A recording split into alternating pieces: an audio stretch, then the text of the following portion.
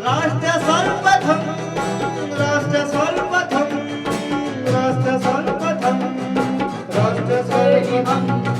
राष्ट्र सर्वप्रथम की बात ललित सुमन के साथ कार्यक्रम में नेशनल टीवी चैनल कात्यायनी पर आप सभी राष्ट्रवासियों का स्वागत है। प्रधानमंत्री नरेंद्र मोदी के नेतृत्व में आज कैबिनेट की एक महत्वपूर्ण बैठक हुई। इस अवसर पर भारतीय नवीकरणीय ऊर्जा प्राधिकरण इरडा के संबंध में निर्णय लिए गए। सरकार ने इरडा में करीब 1500 करोड़ रुपए का इक्विटी इन्फ्यूजन करने का निर्णय लिया है, जिसके बाद यह संस्थान कई हजार करोड़ रुपए तक का कर्ज नवीकरणीय ऊर्जा के जो प्रोजेक्ट है उनको दे सकता है। इसके अतिरिक्त सरकार द्वारा लिए गए अन्य निर्णयों की जानकारी सूचना प्रसारण मंत्री अनुराग सिंह ठाकुर ने एक आयोजित प्रेस वार्ता में दी।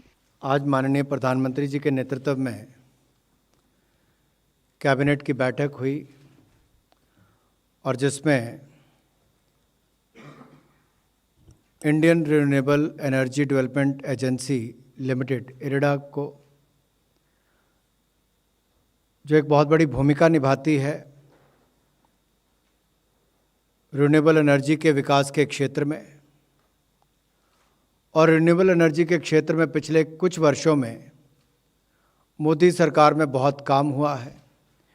कई गुना ज़्यादा प्रोजेक्ट्स वहाँ पर लगाए गए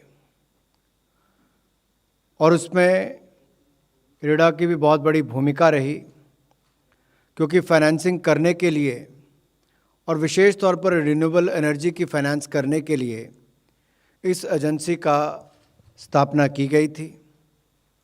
इसकी स्पेशलाइजेशन भी उसी क्षेत्र में है और पिछले 6 वर्षों में इरडा ने इसका पोर्टफोलियो 8000 करोड़ से बढ़कर 8800 करोड़ से बढ़कर 28000 करोड़ रुपये हो गया है। लेकिन आरबीआई के नियमों के अनुसार आपकी जो नेट वर्थ है उसका 20% ही आप लोन के रूप में दे सकते हैं।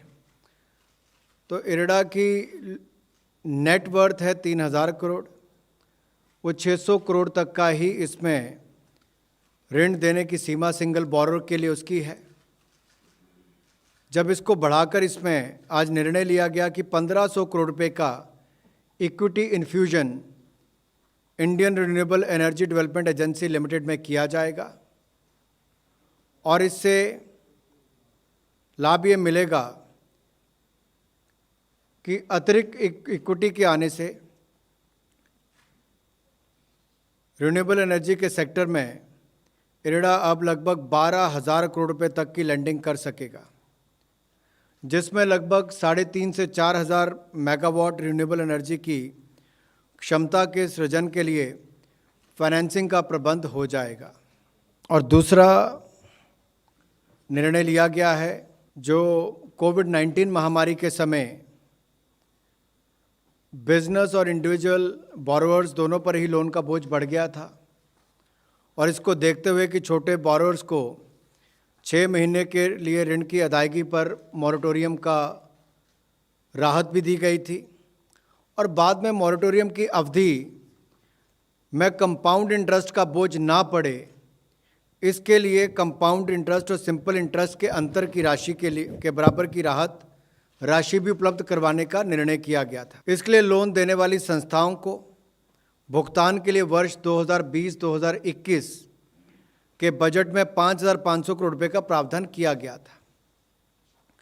और आपको याद होगा, इस योजना के अंतर्गत ऐसे MSME loans, education loans, housing loans, consumer durable loans, credit card dues, automobile loans, personal loans और प्रोफेशनल्स और कंजम्पशन लोन्स को कवर किया गया था, जो कि एनपीएस नहीं थे और जिनकी बकाया राशि 2 करोड़ रुपए की सीमा के अंदर ही थी। और इसके लिए एसबीआई को इनके क्लेम्स का निपटारा करने के लिए 30 नवंबर 2021 तक का समय दिया गया था। एसबीआई के द्वारा वर्ष 2020-2021 के बजट में आवंटित 5,500 करोड़ रुपए, इसमें से 4,626 करोड़ रुपए का भुगतान कर दिया गया था। एसबीआई के पास इसके अतिरिक्त 1,846 करोड़ रुपए के क्लेम्स प्राप्त हुए हैं।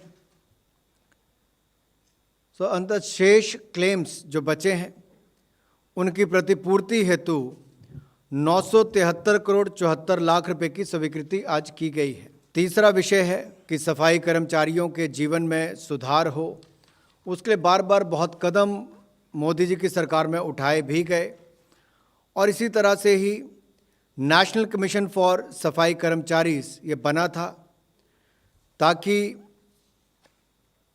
सफाई कर्मचारियों के किसी समूह के संबंध में कार्यक्रम अथवा स्कीमों को बनाने का सुझाव देना हो, सफाई कर्मचारियों द्वारा उठाई जा रही समस्याओं को हल किया जा सके और वे सम्मानपूर्वक जीवन यापन कर सकें।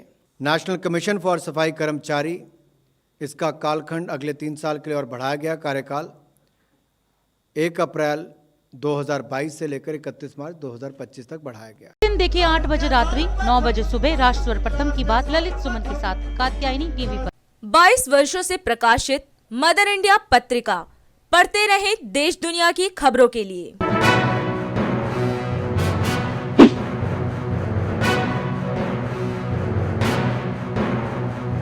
26वें वर्ष में आपके लोकप्रिय समाचार पत्र इंडिया दर्पण का प्रवेश। आप देखते रहे अपने क्षेत्र की खबरें।